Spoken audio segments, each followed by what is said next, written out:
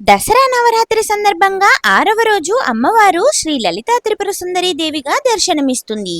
ఈ అమ్మవారిని లలిత, షోడశి, కామాక్షి మరియు రాజరాజేశ్వరి అని కూడా పిలుస్తారు. అమ్మవారు 4 చేతులతో పాశం, అంకుశం, బాణం అలాగే చెరుకు ధరించి దర్శనమిస్తుంది.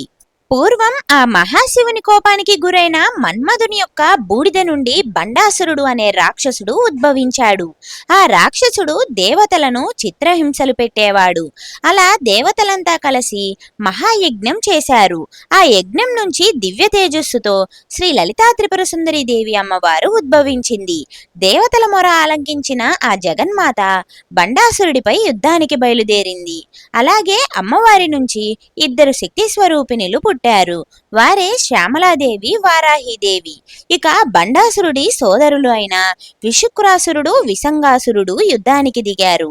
అప్పుడు శ్యామలాదేవి అద్భుతమైన సంగీత శక్తితో, ఇక వారాహిదేవి తన శక్తివంతమైన బలంతో వారిని అంతం చేస్తారు. ఇక బండాసురుడికి ఒక వరం ఉంది. ఆ రాక్షసుడి ఎదురుగా ఎవరు పోరాడితే వారి శక్తి అంతా కూడా ఈ బండాసురుడికి లభిస్తుంది. అలా శ్యామలాదేవి, వారాహిదేవి అమ్మవార్ల శక్తి మొత్తం కూడా ఆ బండాసురుడికి లభిస్తుంది. ఇక లలితాదేవికి అత్యంత శక్తివంతమైన పరమశక్తి స్వరూపిణి కాబట్టి ఆమె శక్తి మొత్తాన్ని కూడా బండాసురుణ్ణి తాకుతుంది. ఆ శక్తిని తనలోకి లాక్కున్న రాక్షసుడు శక్తిని తట్టుకోలేకపోయాడు. ఇక భస్మమైపోతాడు. చివరికి లలితాదేవి ఆ రాక్షసుణ్ణి సంహరిస్తుంది. అలాగే లోకాలకు శాంతిని ప్రసాదిస్తుంది. ఇలా అమ్మవారు ఆవిర్భవించటం జరిగింది. ఈ వీడియో మీకు నచ్చితే లైక్ చేసి, షేర్ చేసి, కామెంట్ చేయండి. ఇలాంటి మరెన్నో ఇంట్రెస్టింగ్ వీడియోస్ కోసం వెంటనే మన ఛానల్ని సబ్స్క్రైబ్ చేసుకోండి.